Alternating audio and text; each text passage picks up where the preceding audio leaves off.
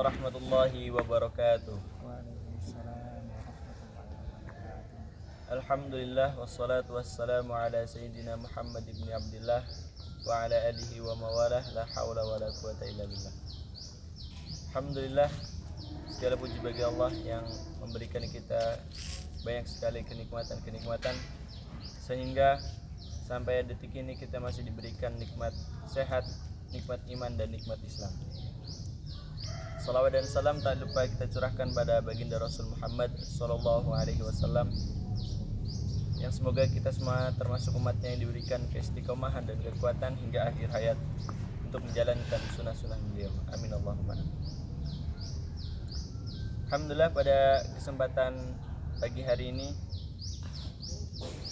dalam rangka sekolah orang tua spesial kajian Ramadan, dan di sini bersama Ustadz Muhammad Rifan, dan tema kali ini adalah agar puasa tidak sekedar lapar dan dahaga. Kemudian nanti akan kita dengarkan bersama-sama bagaimana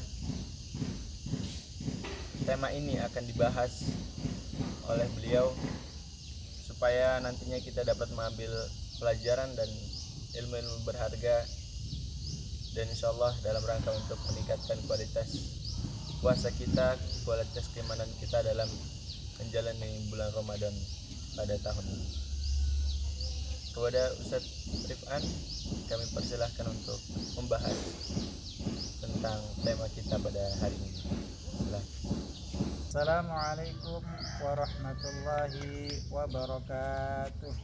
Waalaikumsalam warahmatullahi wabarakatuh. Innal hamdalillah wa syukurillah hamdan na'imin hamdan syakirin hamdan yu'afi ni'ama wa yukafiru mazidah. Rabbana lakal hamdu kama yanbaghi li jalali wajhika wa 'azimi sultanik. Asyhadu an la ilaha illallah wahdahu la syarikalah wa asyhadu anna Muhammadan abduhu wa rasuluh safiyuhu wa khaliluh alladzi la yantiqu 'anil hawa in huwa illa wahyu yuha. Qala Allah Ta'ala fil Qur'anil Aziz, a'udzu billahi minasyaitonir rajim. Bismillahirrahmanirrahim. Ya ayyuhalladzina amanu kutiba 'alaikumus syamu kama kutiba 'alal ladzina min qablikum la'allakum tattaqun. Wa qala Rasulullah sallallahu alaihi wasallam, kam min sha'imin laisa lahu min siyamihi illal ju' wal atas. Bapak Ibu jamaah semua yang dimuliakan Allah Subhanahu wa taala, suatu kewajiban bahwa kita sebagai hamba Allah selalu harus bersyukur kepadanya. Setiap saat kita mendapatkan limpahan nikmatnya, terutama di bulan ini, bulan Ramadan. Keberkahan insya Allah meliputi kita. Bapak Ibu jamaah yang dimuliakan Allah Subhanahu wa taala, jauh Ramadan menjelang, Rasulullah sudah mengingatkan kepada kita semuanya tentang bagaimana berpuasa itu agar tidak sia-sia. Dalam mukaddimah sudah saya sebutkan, Rasulullah sudah bersabda kepada kita, kam min shaimin laisa lahu min siyamihi illal wal atas. Kam maknanya berapa banyak. Min shaimin dari orang yang sudah melakukan puasa.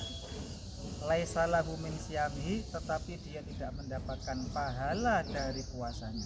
Illal ju' wal atas, kecuali ju' artinya lapar, wal atas artinya dahaga atau haus.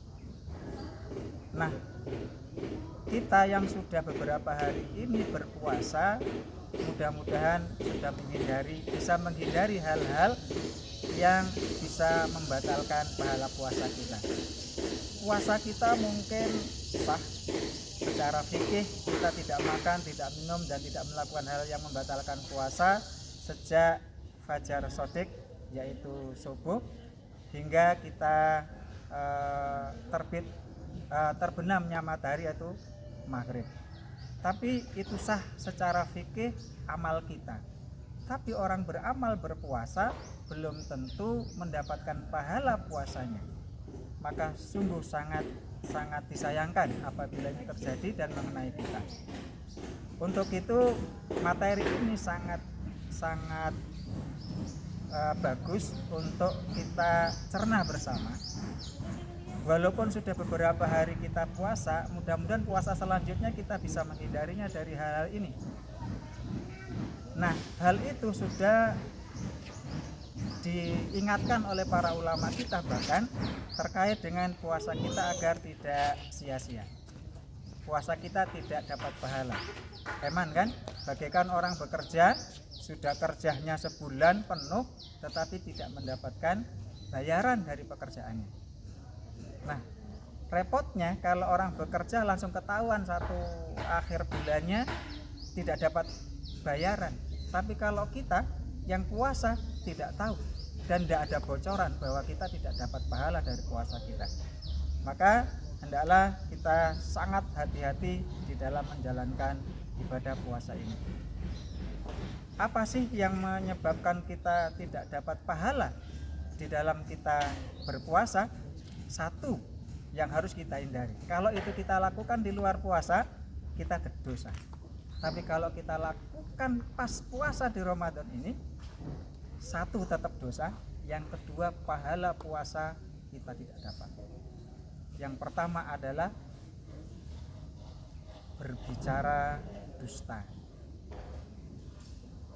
Rasulullah SAW menyampaikan dalam satu hadisnya, man lam yada qaula zur, barang siapa yang tidak meninggalkan perkataan dusta, wal amalu bi, dan mengerjakan pekerjaan-pekerjaan yang terkait dengan kedustaan, falaisa lillahi hajatun, maka tidak ada hajat atau keinginan bagi Allah fi ayyada, di dalam dia meninggalkan ta'amahu, makanannya, wa syarabahu, dan minumannya. Maknanya satu yang harus kita hindarkan di dalam kita pas puasa adalah berkata dusta atau bohong. Ini pelajaran sangat luar biasa. Maknanya orang yang ditarbiyah di Ramadan itu artinya ditarbiyah selalu jujur. Maka selama sebulan bisa mengengkang ini, artinya tidak hanya menahan dari makan minum, tapi mengekang dari berdusta, itu bagian dari tarbiyah yang luar biasa. Nah, mudah-mudahan kita bisa menghindarinya. Walaupun saya ingatkan berkali-kali, saya setiap punya kesempatan, orang tua itu sering sekali, karena saya juga mengalami jadi korban misalnya begitu. Orang tua itu tidak paham bahwa dia itu memberi pelajaran kebohongan kepada anaknya. Satu, anaknya tatkala rewel, dia kepingin menjadikan anaknya itu diam, tapi dengan kalimat bohong, ditakut-takuti, katanya ada hantu, katanya ada gendruwo, kuntilanak, macam-macam, agar anaknya diam. Ini kebohongan. Malam hari anaknya rewel, ditakut-takuti, ada macam-macam, ada kata ada kodok agar anaknya yang jatuh nangis supaya diam. Ini semuanya pendidikan kebohongan yang itu bisa melekat kepada anak-anak kita. Nah, berharap ini juga kita bisa meninggalkan dari kebiasaan kita yang memberi pelajaran atau mensikapi anak-anak kita seperti itu. Tidak harus dalam kondisi kebohongan, dalam membuat anak kita tetap bisa diam atau bisa tidak rewel di saat dia bermasalah, baik di waktu malam maupun waktu siang. Hal yang harus menjadi pelajaran berharga. Kenapa dinomorsatukan untuk berbohong ini? Karena justru penyakit yang dihindari dalam kita beraktivitas itu adalah bohong. Bohong ini merusak segalanya. Kalau jadi pemimpin dia bohong, Masya Allah, membohongi seluruh rakyatnya, bisa jadi negara bisa hancur. Dia jadi pemimpin suatu organisasi, membohongi anggotanya, hancur organisasinya. Dia berhubungan dengan teman-temannya, berkeluarga di hiasi dengan kebohongan, rumah tangganya bisa jadi berantakan. Hubungan dengan sanak saudaranya atau kerabatnya juga bisa bermasalah karena kebohongan. Maka puasa mentarbiah kita menghindari kebohongan, dan diingatkan oleh Allah, diingatkan oleh Rasulullah, kita hindari di saat puasa agar puasa kita tidak sia-sia, tetap berpahala dengan tetap melakukan kejujuran. Ulama bahkan menyampaikan ada 5 hal yang menyebabkan kita tidak dapat puasa. Salah satunya adalah berbohong. Khamsatul asya tubtilul jaza. Ada 5 perkara yang bisa membatalkan pahala puasa. Jadi khamsatul asya, 5 perkara tubtilul jaya, yang membatalkan pahala dari puasa kita. Yang pertama al-kadhib. Al-kadhib artinya sama dengan qaulazur, perkataan dusta. Yang kedua ghibah. Jadi ghibah sering sudah jadi kebiasaan masyarakat ini, yaitu ngerumpi bahasa lainnya, atau ngerasani, atau gelendengi kalau bahasa Kulon Kali. Nah, di dalam puasa menjadi 2 akibat yang akan kita rasakan tatkala kita melakukannya. Kalau di luar puasa ghibah dosa, tapi pas puasa dosa tetap, pahala hilang dan sirna. Maka kita harus benar-benar selalu mewanti-wanti kepada diri kita dan kita semuanya agar tidak mudah, karena membahas orang lain, tentang kejelekan orang lain itu bisa dikatakan asyik bagi orang tertentu karena sudah biasa. Bahkan mudah saja bahan mendapatkannya untuk membicarakan kejelekan orang lain. Karena apa? Memang ada sisi-sisi yang dimanfaatkan oleh setan juga, bahwa ghibah itu sesuatu, atau membahas kejelekan orang lain itu sesuatu yang menarik. Bahkan entertainment pun banyak. Lihat penontonnya lebih banyak kalau tayangan entertainment itu terkait dengan membahas kejelekan orang lain. Islam ingin menghapus itu, Islam ingin menghindari itu, karena itu juga bagian dari perusak persaudaraan. Dusta perusak persaudaraan, termasuk merusak pergaulan. Ghibah pun demikian.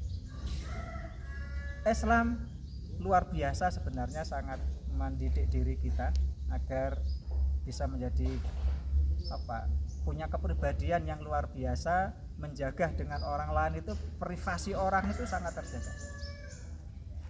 Karena apa? Karena kalau ghibah itu orangnya nggak tahu, itu saya nggak boleh, apalagi tahu.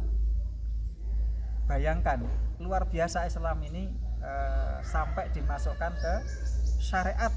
Tatkala kita puasa melakukan ini, pahala kita hilang. Maka tarbiyah sebulan, insya Allah mudah-mudahan bisa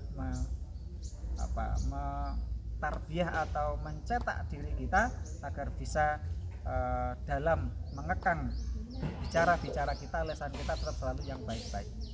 Jadi kalau membahas orang, baiknya aja, kecuali ada sesuatu yang perlu kita perbaiki, boleh, karena ghibah itu memang ada yang dibolehkan.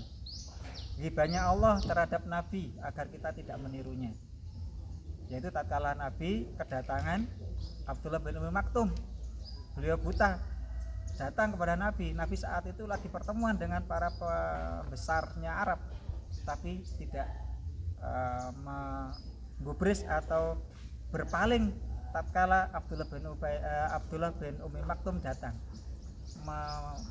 memalingkan muka, bermuka masam, bahkan ditegur oleh Allah dan diceritakan ke kita kesalahan beliau. Untuk apa? Untuk agar kita tidak meniru perbuatan itu. Dan banyak lagi kita, karena Allah sudah berjanji melalui Rasulnya bahwa tatkala Ramadan datang, seluruh pahala akan dilipat gandakan dari setiap amal-amal kita. amal sunnah akan diganjar amal wajib, dan amal wajib akan diberi pahala bahkan sampai tak terhingga. Mudah-mudahan kita benar-benar bisa mensyukuri nikmat-nikmat ini. Sholawat serta salam senantiasa kita aturkan kepada Nabi kita Muhammad Sallallahu Alaihi Wasallam, kepada seluruh keluarga, sahabat, seluruh umatnya yang senantiasa istiqomah di dalam menapaki jalan kehidupan ini sampai akhir hayatnya. Allah Subhanahu Wa Taala, Allah menceritakan kejelekan-kejelekan orang dulu yang bisa dimasukkan ke ghibah tapi yang dibolehkan, Fir'aun dan lain-lain, orang-orang yang melakukan kejahatan. Begitu pula kita, kalau mendapati teman yang kita ingin memperbaiki belum bisa secara sendiri, dengan orang lain bisa, maka kita sampaikan ke orang lain itu tentang kelemahan teman kita untuk agar beliau bisa memperbaikinya. Ini dibolehkan. Tapi ingat, harus benar-benar sesuai dengan koridornya. Karena memang ghibah itu asyik, tapi jelas dosanya juga berisiko untuk kita semua, terutama di Ramadan. Yang ketiga dari khamsatul asya, yang ketiga adalah namimah, fitnah, atau juga dalam hadis lain dikatakan rofas, fakhsha wal rofas, bahwa semua perbuatan yang terkait dengan omongan jorok, omongan yang membuat orang lain jadi jijik, ini juga harus, apalagi membuat orang marah. Maka namimah, adu domba, bertengkar, marah itu bagian dari yang ingin dikekang tatkala kita berpuasa. Kalau kita sampai melampiaskan semua itu, menjadikan kita pahala bisa hilang. Maka ini juga bagian dari komunikasi kita kepada orang lain. Bahkan Rasulullah menyampaikan, tatkala kamu puasa ada yang membuat kamu marah, sampaikan kepada orang yang membuat kamu marah, saya sedang berpuasa. Sampai 2 kali Rasulullah berpesan kepada kita. Agar apa? Agar kita tidak terpancing kemarahan dan sampai kita bertengkar akan membuat pahala kita hilang di saat puasa. Naudzubillahi min dzalik. Bapak Ibu jamaah rahimakumullah. Kemudian yang keempat al-ghamus. Al-ghamus itu artinya ingkar janji. Ingkar janji, ya jangan sampai kita gampang mengumbar janji. Apa ya, kalaulah di Ramadan banyak sekali hubungan kita dengan orang lain yang terkait dengan entah itu makanan, entah itu pakaian, bagi para penjahit yang dia harus selesai sesuai dengan order yang dia garap gitu. Jangan sampai berjanji selesai dengan waktu tertentu padahal itu belum pasti. Maka resikonya tatkala waktunya sudah selesai, waktunya sudah datang, janjinya tidak tertepati karena belum selesai, maka itu sama dengan ingkar janji. Atau janji-janji yang lainnya, karena janji itu umum. Pada hakikatnya kita berjanji dalam bekerja bahwa kita sudah taken kontrak misalnya dengan semua lembaga yang kita bekerja di situ, atau yang lainnya, akad-akad yang lainnya yang di situ ada perjanjian. Maka hendaklah perjanjian ini tetap harus kita tepati, apalagi janji kita dengan keluarga. Yang kelima atau yang terakhir adalah an-nadru bisyahawat, mengumbar pandangan yang bisa menimbulkan syahwat, atau semua perbuatan maksiat. Ini godaannya besar. Kita lewat medsos yang kita pegang HP, kemudian di situ kita lihat macam-macam. Kalau itu membuat kita bermaksiat, ya jadi pahala kita hilang. Masya Allah. Maka kalaulah kita ditarbiyah di Ramadan ini, artinya semua kemaksiatan itu hendaklah dihindari dan dihindari. Bagaimana cara agar bisa menghindari dari 5 dan semua yang kategorinya maksiat? Yaitu kita gunakan waktu kita seefektif mungkin untuk melakukannya dengan aktivitas ibadah. Aktivitas ibadah sangat banyak.